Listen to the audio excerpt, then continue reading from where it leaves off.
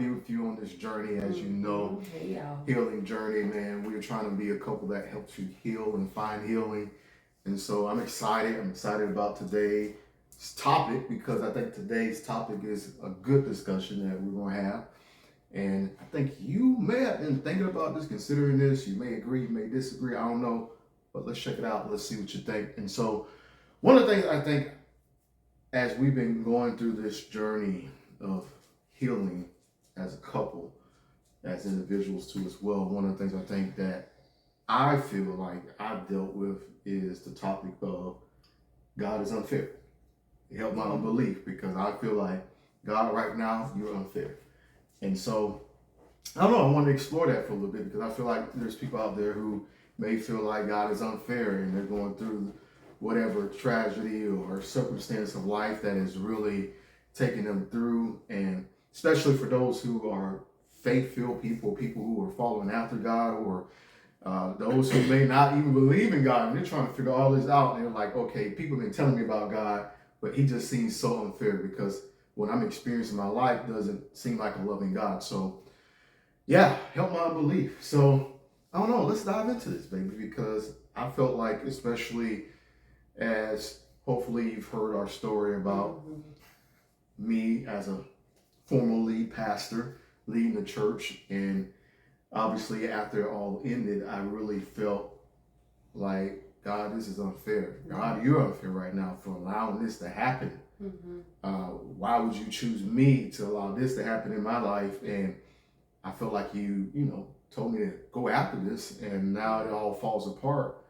God, I feel like you're unfair in this. And so it took me some time to really get to a place where, I got my belief back in knowing that he's a fair God. But I needed some help with my unbelief at that time because I really felt like God was unfair. And, if I can just speak on the fact that I think about just a lot of my scenarios of life from my own childhood adverse experiences that I've had, just from my young adulthood, just some of the failures and defeats and whatever you may say that occurred in my life. And I know they're all testaments to how we grow in life. But when you've gone through so much in life and you get to a place where you feel like, man, okay, God, at least I've arrived to some point of life where you're helping me, where I'm succeeding, where I'm benefiting from whatever these things that I've experienced in life. And then you get to this moment where things are working well, finances is good, life is good. And then you get on this faith-filled journey where you feel like, man, okay, I'm doing this thing for God now. I'm feeling strong about it. I'm doing this thing for my family, for other people. And then, bam, it gets all shut down. Falls apart. It's all crumbled up and crushed. And so I feel like for me, especially during that time, we talked about the fact when I, was really avoiding you guys, not talking to you. A lot of my conversations were like, okay, God, tell me how this is fair for me to be going through this. And I don't know. I feel like a lot of people go through seasons of life where they've gone through something so severe that they feel like, okay, either there can't be a God that's allowing me to experience this, or if I do believe in God, well, why in the heck are you allowing me to go through all this? Right. And so that's where I was in that moment. I felt like there got to be something that I'm missing here. And that's what I was always searching for. Like, what am I missing here? And that got me into a lot of trouble trying to search to figure out what am I missing, because, that's hard. It's hard to figure out. Hard to figure out God. That's a tough one. But I think in reality, I think that's what happened to a lot of us. We get into this cycle where we're trying to figure out God and why he allowed this and why he let this happen to me. And I think that's been the story of the world at times. Well, why does God allow bad things to happen? And so I don't know. What do you feel like in that situation of life, or maybe anything you experienced, or even my situation when I went through? How did that make you feel towards God? I guess more than feeling like the situation was unfair, I felt confused. Like you just said, like, why? Like, what was the point of us leaving our stability? At that point in time, before you started lunch in the church, you were making more money than I've ever made in all of my entire career, and I know more than you've ever made in your life. We were in a great place as a family. We were doing all the things that we wanted to do, paying off debt, just gotten a brand new house built, traveling, doing all the things that we wanted to do. So I just kind of was like, well, Lord, what was the point of you stopping all of this that we worked hard for?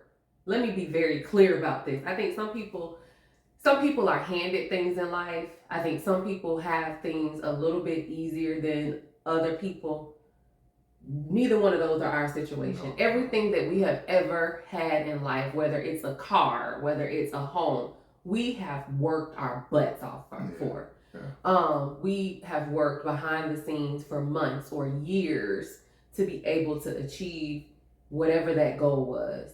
And it has never really been things that have been brought to us easily.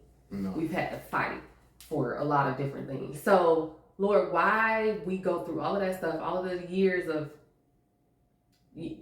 sacrifice, of planning, of saving, or whatever, to all of this being literally in one day snatched away from us. So I kind of was more like the same way with you, like confused. Like, why would he allow us to go on this journey? And yes, I thought that this is very unfair that we're even having to be on this journey, especially because it wasn't like we were out going to try to do something crazy. We weren't trying to go like sell some drugs or, you know what I mean? Or nothing crazy. We were trying to help people. Yeah. Like help people who the majority of people discard and overlook over every single day. We were trying to make those people feel known and show them that they were loved and that they were cared for by God.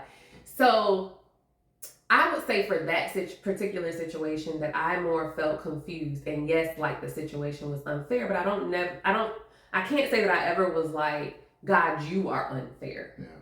I think that's the key for me was it felt like it was snatched away in one day. And that's a big and we worked hard. And that was where I felt for me personally, okay, God, not only is this unfair, but God, you're unfair right now. Like, how you gonna take this from me in one day? Like, even with Jayla and her situation, how you gonna take our child, like it's one day, just boom. Mm-hmm. And I think a lot of us go through one day moments where stuff just hit us just like that. It's like and you're like, whoa, wait a minute, I was on the right track.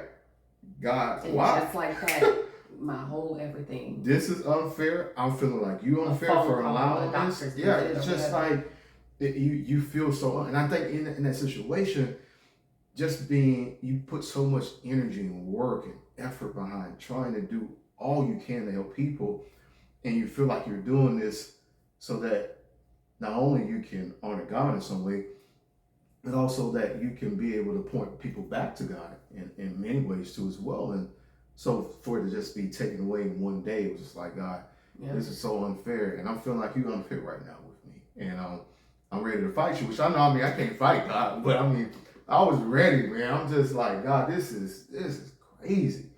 And so, I don't know. I think the lesson that I'm continuing to learn in this process of just during that time with helping my unbelief at that time, because, really, how do you move forward when you feel like God seems unfair, right? How do you move forward when you feel like the circumstance around you is unfair, like you don't deserve to be in this situation?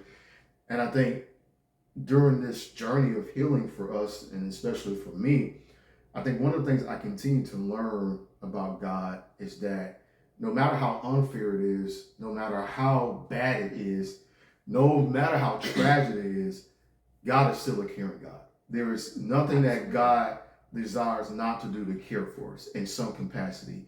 Even if it seems like he is distanced, he's still trying to care for us. And I had to really grab hold of that, because even though we were going through everything we went through after the church, we still had a place to live. Yeah. We still had food. His provision was still on our lives. We still was able to take care of our bills.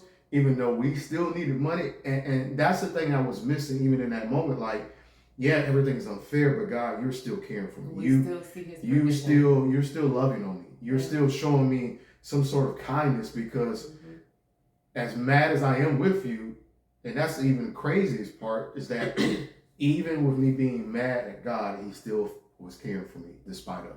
And I think that's can relate to us even as parents, because if we look at God as a father to us, when our children are mad at us, no matter how mad them kids is, we still gonna take care of them. Absolutely. And they feel like what we're doing is unfair. Yeah, pretty much. And it's for their, and the majority of the time it's for their benefit. It's to teach them a lesson. It's to protect them from something. It's to, I already said teach them a lesson, but it's to help them see a different perspective, help them to grow and mature as little people, because one day they're going to be adults and they're going to leave us. And I feel like our responsibility as a parent is to make sure they leave us with some sense, and leave us with some level of maturity and leave us with some level of strength. We don't want to be raising weak kids living in this world. And so I think that that's probably what helped me in this situation and all of the unfair situations that I've found myself in and still find myself in today, is that I have to remember that being unfair is not a characteristic of God. No. He's just. He's just. That's what true. The scriptures say. And if we are going to believe the scriptures, we have to believe that his characteristic is just and that he's a good father. And it's funny that you brought up the scripture, because I actually read a passage of scripture this morning. I believe it was in Luke, where it was talking about how Jesus himself was speaking to the disciples like, God gives good gifts. Like he provides for us. So we shouldn't be worried about what we should put on and what we're going to wear and what we're going to eat, that he takes care of us. If our earthly fathers, if we ask them for something good, gives us something good, what more is God, our Father in heaven, going to do? So I think that we have to remember that. And that's why even though that was such a difficult season, even though it felt like everything got taken away from us, everything did not get taken away from us. We still had comfortable beds to sleep in. We ain't never missed a meal, never been close to missing a meal. We had our vehicles to be able to get us where we needed to go. And our vehicles are old. We had each other. We had some place to lay our head. And our vehicles are paid off. So and our vehicles are paid off. But and when I say that we had some place to lay our head, we had a nice place to lay our head. God's provision we were always able to pay our bills. He's always taken care of us. So I think that when you look at a situation like that, I guess that's why it comes back to where I was saying I was more confused. I was like, okay, God, you must be about to do something with the situation. There must be something that you are trying to do within us, whether that's make us stronger, make us better, make us more resilient, or whatever the case may be, based on this situation, because it don't make sense. It just didn't make sense. Yeah, and I think underneath all the unfairness, you wrestle with anger, you wrestle with feeling lonely, you wrestle with frustration, you wrestle with lots of frustration. All these emotions, because you're like, okay, God, this don't seem right. Speaking of unfair, I can think about with you in your situation when you had to face your job, and unfortunately they decided to make some decisions that demoted you from your position. Yeah, they completely eliminated my position. Yeah, they just. I thank God that my job my agency did allow me to be demoted and be in a supervisor role, because they literally eliminated my whole position. All this happening while we're trying to transition into a new home. Literally days before we were supposed to. And this was recent. This ain't like this was something down the road. This was recent. Like this is a couple of months ago. And so even at them during moments like that, you're like, okay, God.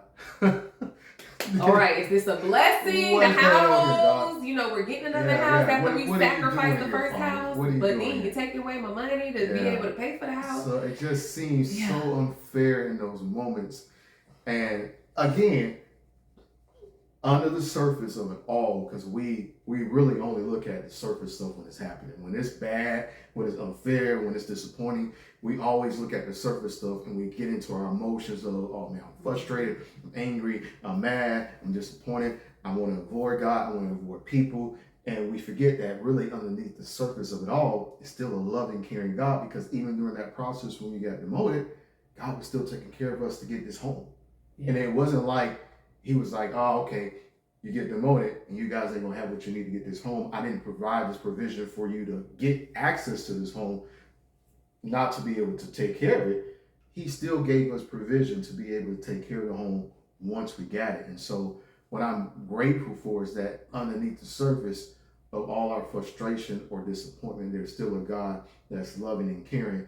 Even though it may look chaotic, he still is moving and operating and intervening at spaces that we can't see. We can think of, we can talk about Jayla's situation. Like, as devastating as that was, we prayed a very specific prayer that God would be with us, that he would give us the best doctors, the best nurses, the best care. We didn't even know what that looked like, what doctor, what nurse. We didn't know anything about type 1 diabetes.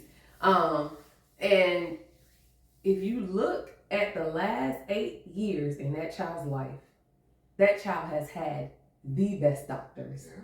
She had the best nurses in the hospital when she was in the hospital when she first got diagnosed. She has had the opportunity to participate in research study after research study after research study of insulin pumps, like the Mac Daddy of insulin pumps, like the Mercedes of insulin pumps, and be able to utilize them and be afforded the opportunity to wear them before they even get on the market. She's been afforded the opportunity to be able to get the device FDA approved so that other people and other children her age can use them. Like, again, crazy, devastating situation, but you can still see God's hand in it, and you can still see where our very specific prayers. I remember when one of the insulin pumps that she did a study for, they were doing marketing for it. I'm on all the diabetes platforms and things. I follow everything. And I saw this device, and I literally said a little prayer, wasn't nothing fancy. I said, Lord, let my child have the opportunity to participate, to be able to utilize that. A little tear fell because I was just like, wow, this is such amazing technology. I kid you guys not, 10 months later, somebody called me and said, we're having this study for this device and we want your child to participate. 1 out of 4 children were chosen, and they chose my child. So you can't tell me that even in really difficult situations that God's hand, you still can't see his hand in the difficult situation. You still can't see his provision. And I think that that's when we have to remember that we have to just believe that somehow God is allowing this situation to happen because it's gonna make me better in some way. Yeah. But at the same time, even though as devastating as that situation is, he's still gonna take care of me, just like we would do our kids when we punish them. I don't punish my kids and then not feed them. I don't punish my kids and then kick them out the house. No, you punish them, but you still care for them and you still love them because you want them to know that I'm just doing this for your good. Yeah. I don't hate you. I'm taking you through this for your good. And I want you to know that I still love you and I'm still there for you. So I think that that's the biggest piece that we have to remember. Life is going to happen. It's going to happen. Yeah. Yes, God has the ability to prevent some things from happening in our lives. But I don't necessarily think that he's responsible for everything that happens in our lives. We have a very real enemy out there, you know. So I think that that's the biggest thing, that life is going to happen. And yes, he does allow some of those things to get through. Mm-hmm. But you always see his, well, I'll say that in our situation, we've always seen his hand of provision for us. And I think you will see his provision in some way. If you look for it. And, you know, I'm a pastor, so that's just my heart. So when I think about the story of Job, I think about, here's a man who is doing all the right things for God. Yeah. Then we get this moment where God sees how much Job is doing for him and how much he trusts Job and what he's doing for him. And he's like, okay, well, enemy comes around, our adversary who opposes God, and comes around and he says, hey, where are you going? This is what God is saying to him. Obviously, God knows where he's going. But he wants to stop him intentionally to get his attention, to let the enemy know that, hey, I got somebody you need to consider. It's Job. Can you consider Job? Can you check out Job? You know, throwing you out there as a person for the enemy to consider. I trust my boy Job, you know. I'll pass, Lord. Yeah, I'll pass too. I don't know. It seems like he done chose you. Like he done chose me some moments.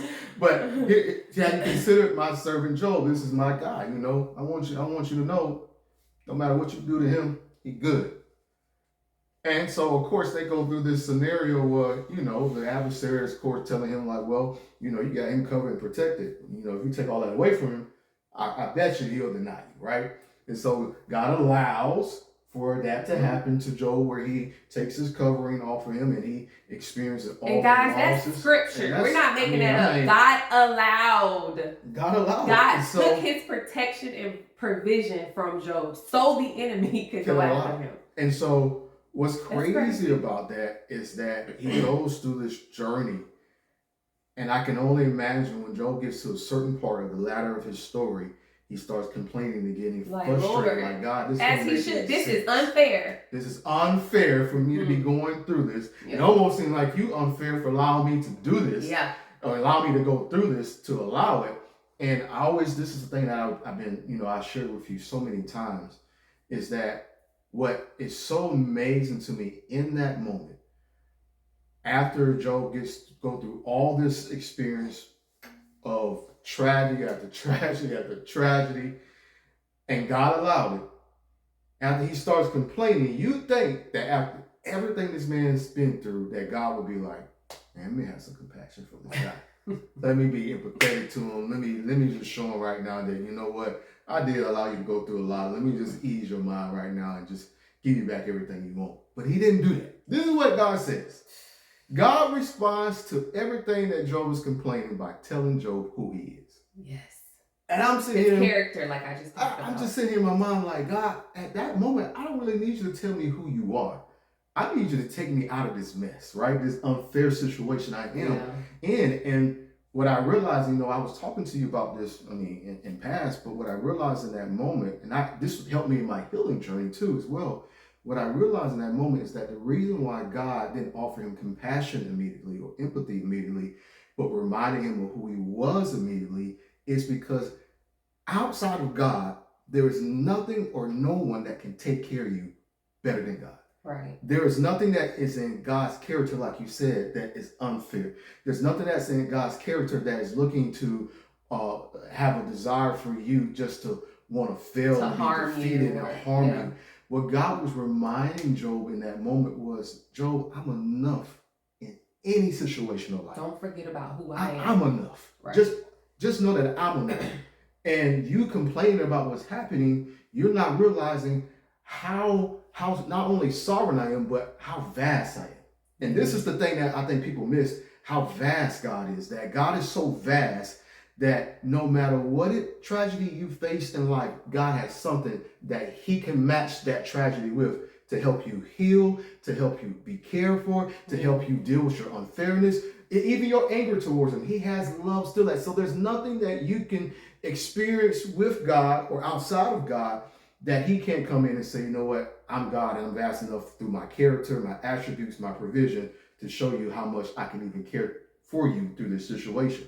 And of course, afterwards, obviously, he gives Job back more than he ever had before. But that story resonates to me in so many different regards, because I think we often, when we face unfair moments with God, we often forget that God is such a vast God.